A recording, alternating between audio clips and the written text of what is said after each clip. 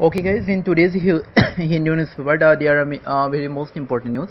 But as I am living in Jaipur, so the most important news for me at this moment is the metro has already begun in Jaipur. It is for me big news. But let's joke apart. Then another important news in today's Hindu newspaper is GST good for business, snack for federalism. Page number 7. The it is an important article from regarding our syllabus. The thing is that what is goods and service tax? We all know what is good and service tax. That's why I'm not going to reiterate those things. But some important points regarding GST, you should remember is that GST is always will be imposed on final consumption, means like VAT, how it is different from value added tax. In value added tax, in every stage of production a tax is generally imposed, but in case of good and service tax, the tax will be imposed only on final consumption level, and thereby it will be imposed only on the final consumers.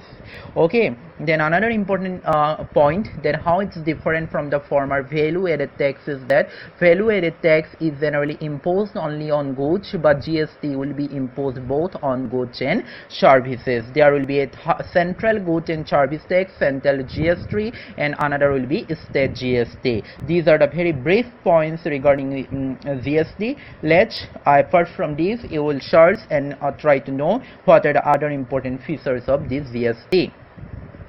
The thing is that why GST? The first thing is that why it is in controversy. It is a big ticket reform program, but there are some controversy regarding GST. What are the controversies? The controversies are that GST. The most important controversy regarding GST is that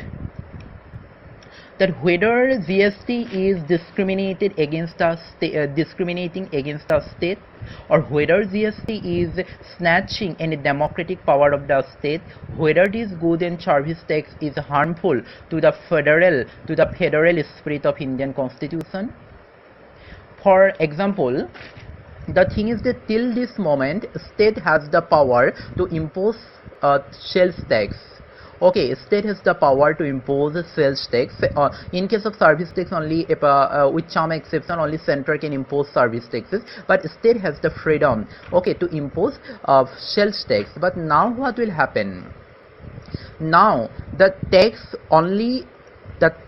will be imposed only by GST Council, Goods and Service Tax Council.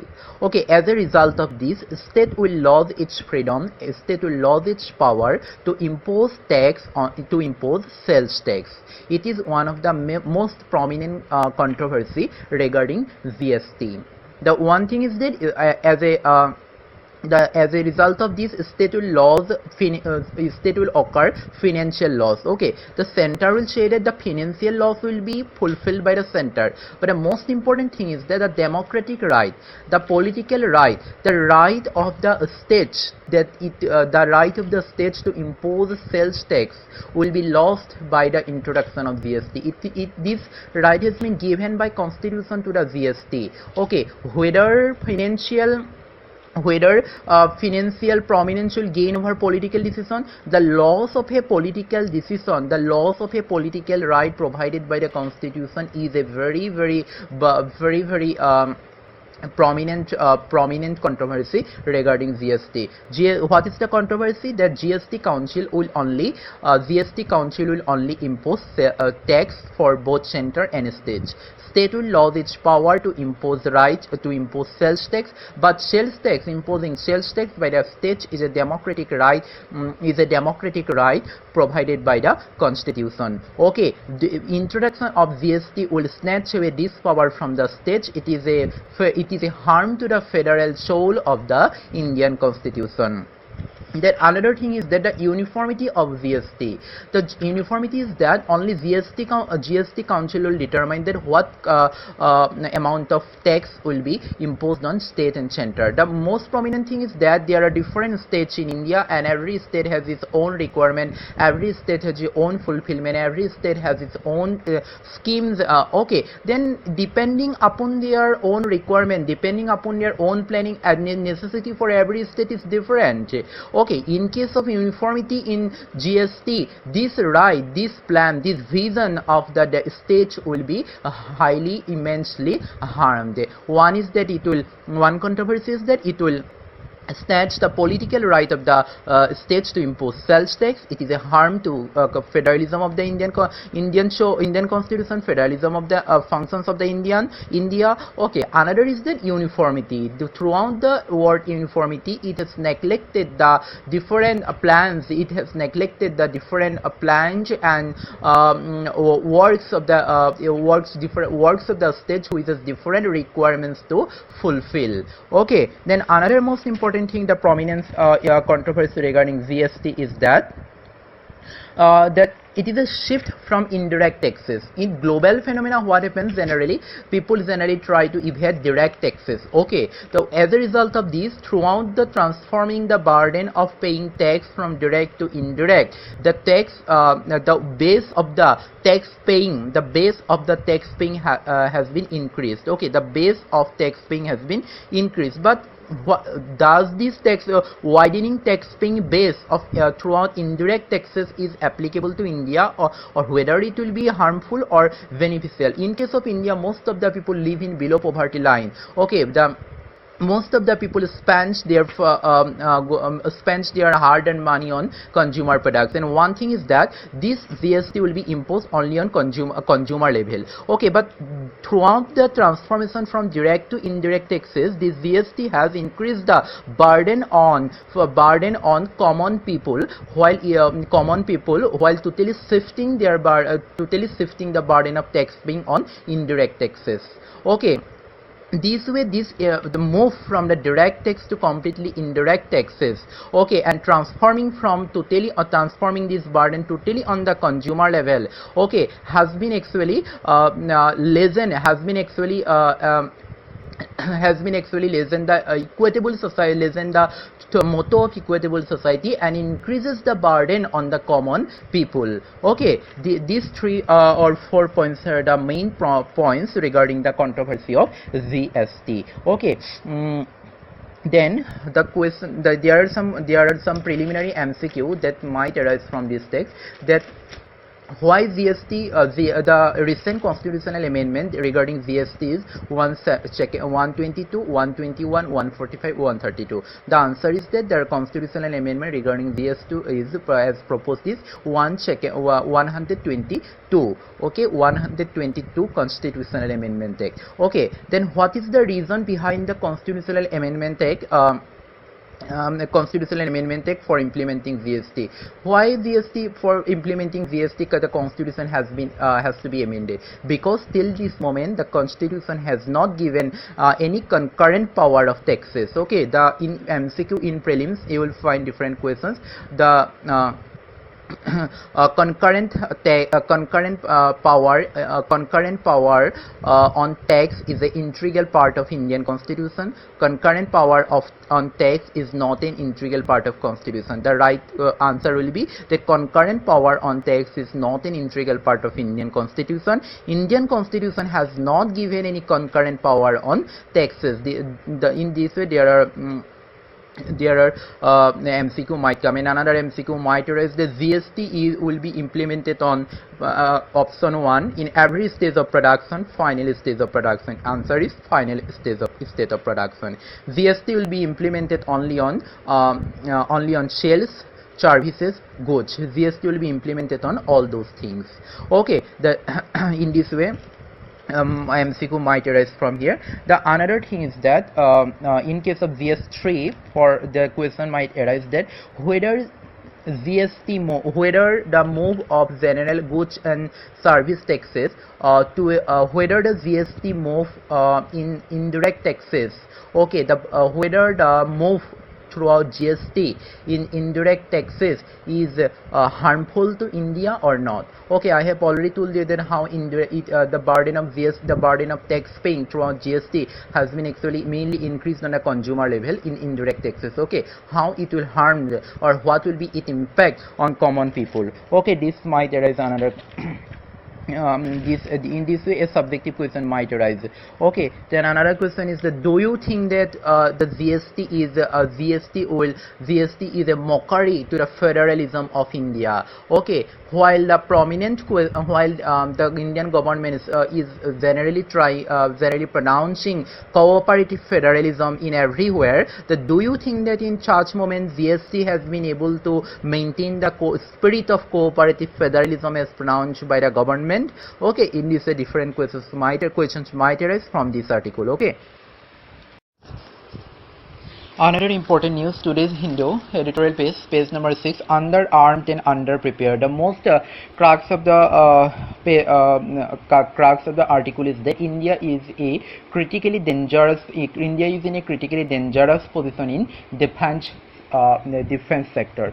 Okay, the most drawbacks in defense sector is that India still in 21st century also India has not been able to India has not been able to produce most of the critical and strategic defense weapons indigenously. India still imports large number of its weapons from foreign countries. Okay, then what happened? It actually brings two most critical aspects. It actually increases the tax burden on the taxpayer. Okay, the much import of foreign equipments for defense equipments from foreign country brings one increasing increasing burden on taxpayer, and another important aspect is that it brings us grave security concern. Because you see, whatever there will be no clandestine in defense field, because when all the security measures, all security equipments, all defense equipments are generally bought from the foreign country, then where is our strategic security concern? Because all our security concerns, all the security levels, because in case of war, okay, which weapon we will use, okay, and what will be its effect, how it works, all these things are known by another country. Okay, because we have bought these weapons from another country, and in case of any war, with our opponent country, okay, there is a chance that these security concerns might be revealed to our opponent country by the country from which we have bought our weapons. There are, in this way, one is grave security concern, one is increasing tax burden. These are the results of increasing import of foreign equipments from another country. Not only these two reasons, the most vital thing is that India has not been able to stand on its own mark in defense sector. Okay, for example, the thing is that the writer has mentioned that there are something more instituted. The government has to take steps to strengthen DRDO, Defense Research and Development Organization, as well as the other ordinances factory. Our ordinances factory, other defense sector and public sector undertakings are upperly lacking in producing defense equipment. Okay, we have to find out where all these organizations are lacking. Is it the institutional lacking? Is it the lack of funding? Is it the lack of proper management? Or is it the lack of brilliancy? Okay, what are the factors?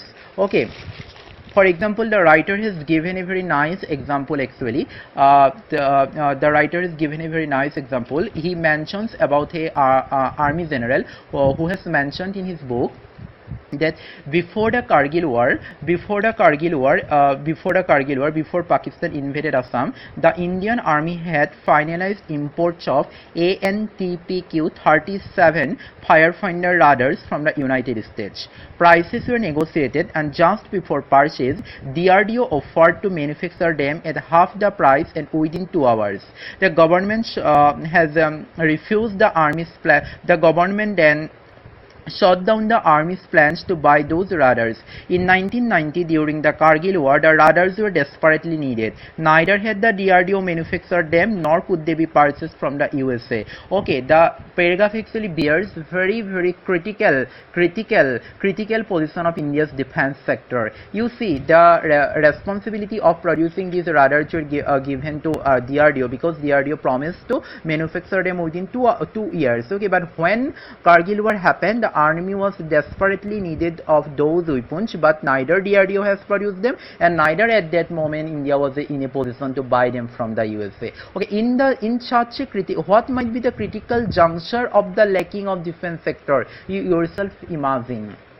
Okay, defense at this 21st century is a very vital and prominent part of India which can never be neglected at any moment. We in the Indian government must have to find out what are the reasons. Okay, and writer mentions that besides this import of this thing, that there are different the defense procurement policy is, I have already mentioned in my 2-3 previous lectures, that what are the lackings. Okay, what are the drawbacks in defense procurement policy. Okay, the delay in approval of projects by the defense ministry, lots of corruption regarding this, lack of funding. Okay, these are the different things that are the drawbacks related to defense procurement policy. Okay.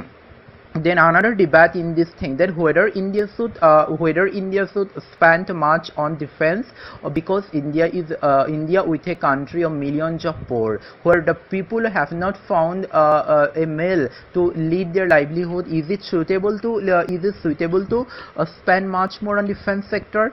But the argument is that, you see, China is spending much less money on budget than India in defense sector, but still the economy of China is growing. But in contrast to India, though India is spending much more on defense sector, but contrary to India, India's economy is not comparable to China. What is the reason? The first reason is that China has produced in all the things, all the foreign equipments independently, except 2 countries from where China generally bought.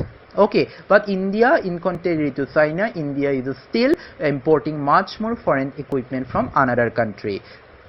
The another thing is that China has indigenously produced all the equipments, and China is still in a position to all the equipments to manufacture indigenously, but India is highly lacking in this sector. Okay, the thing is that the effective utilization of fund is much more necessary for the defense sector of India. Defense and economy both has to go go together. Okay, the one cannot be sacrificed for the sake of another. Both are vital and both are very, very important for the sake of India. Okay, it is related to GS topic. The common questions there: what are the lackings of why India is still lacking in indigenous foreign equipment, indigenous defense manufacturing. Okay, why what are the institutional lackings, what are the organizational lackings, because of which India has not been able to manufacture defense weapons indigenously. Okay, then this way, what do you think as a topic? What do you think, defense or economy, which is much more important for India? Okay, do you think that in India, where lots of millions of people live in slum area, okay, do you think that it is suitable for India to spend much more on defense procurement in such a condition? Okay, this type of questions might arise from this article. Okay. Another important news in today's Hindu, Science and Technology page: Indian Ocean warms as Pacific cools. This article has mentioned about different reasons. Actually, this says that the Indian Ocean is warming day by day, but this warming is not due to the cause of surface warming. This warming has been done by complex climatic pattern, and it relates to La Nina activity.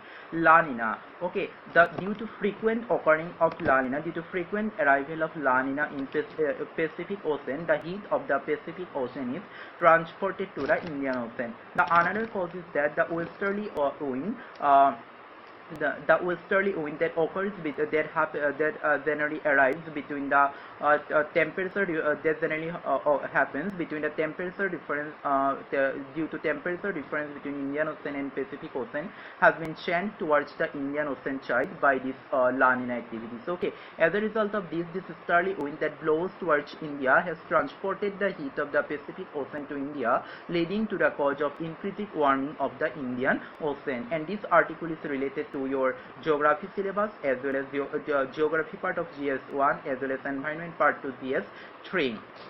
Okay, the environment part is the geography. It is mostly related to geography part because it has mentioned this article brings the context of different climatic and geographical phenomena like El Nino and La Nino. You should have a very conceptual clarity what is El Nino and La Nino. Only that you will be able to understand that how the frequent arrival of La Nina causes the warming of the Indian Ocean, how El Nino is related to Indian monsoon, what is the impact of La Nino and El Nino on Indian Ocean. Okay, relationship between temperature and wind, how the increasing temperature changes the wind pattern. Okay, the relationship between El Nino and Southern Oscillation. What do you mean by El Nino and Southern Oscillation? Okay, all these things are related to this article. Okay.